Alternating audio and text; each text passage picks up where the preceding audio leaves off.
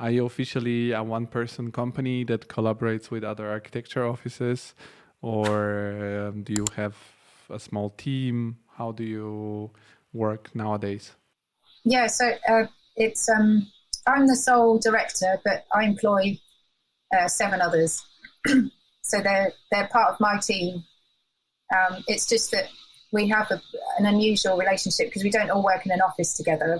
We meet up once a week and hire a meeting room and sit there together and collaborate on projects and things. Because there's some things that are really better done face to face, and we like to see each other too.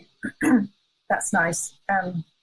And we also sometimes see each other at client meetings on top of that and that sort of thing. But mostly it's just that weekly meeting where we all just come together. So for you, COVID was like not so an unusual experience that everybody worked at home because you were used to do it. And yeah. Do you feel, you mentioned they are employed, so they're not like freelancers, they just work officially employed for you, and you have no whatsoever trust issues like usual employers that, I don't know, for example, what I have encountered within the industry is that people, I don't know, particular architects, don't ask me why, because my girlfriend, she's not working in the architecture field. They really want you to go to the office no matter what. Even I was working at a company where even during the worst times of the pandemic, we were going into the office because for whatever reason, they say it's a teamwork. If a team doesn't sit together, it's not going to work out.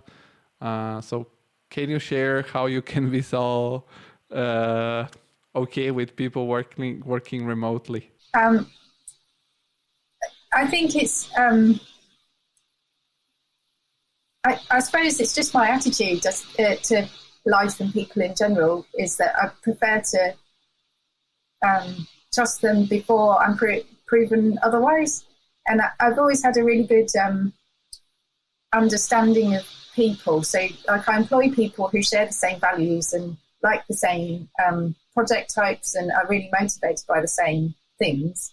And I also think if you've managed to get through an architecture course, which is really hard and a long slog, then you're a highly motivated individual anyway. But I also do think it doesn't suit everyone to work from home. Some people are really motivated by having others around them. And so I think a hybrid solution is quite good, where people maybe work 2 days from home and 3 days in the office or something. But or just like flexibility so that people get to choose. But, I'm an introvert and I don't like being interrupted, so it suits me a lot working from home. And we seem to be quite an introverted gang. So it's, I think if you, and the trust thing, I always say to people, why would you employ someone you don't trust? And you soon know if invoices aren't going out when you'd like them to, then you know. So you don't need to be like looking over their shoulder, checking what they're doing. When I worked in an office, I really hated that feeling that somebody was like looking over my shoulder and didn't trust me to just do the work. Like, because no human being is, 24 hours a day, 8 hours a day, solidly productive. There are times when you're distracted and your brain is having a rest and you might be doodling and stuff. And it's always that time when your boss is looking at you. Yeah, and I don't understand why bosses in 2023 still consider, like I make an example. I might want to work from 7 to 12 in the morning so that I'm more productive. Then I might want to have a longer break to go to the gym because the gym is empty and just more practical to go at that time. And then after I worked out and have eaten, I'm again powered up and I can do the rest of the day working. Or, I think, people are very, I don't know, they cannot accept this flexibility. And I think in the end of the day, you have to be more focused on outcome, not on, it doesn't make any sense for me to be 9 to 5 in the office and then, as you said, doodle a couple of hours something.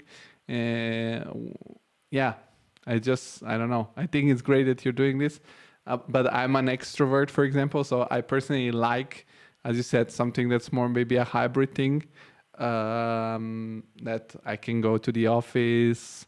Also, as you said, the office life is sometimes hanging out at the coffee machine or having lunch together.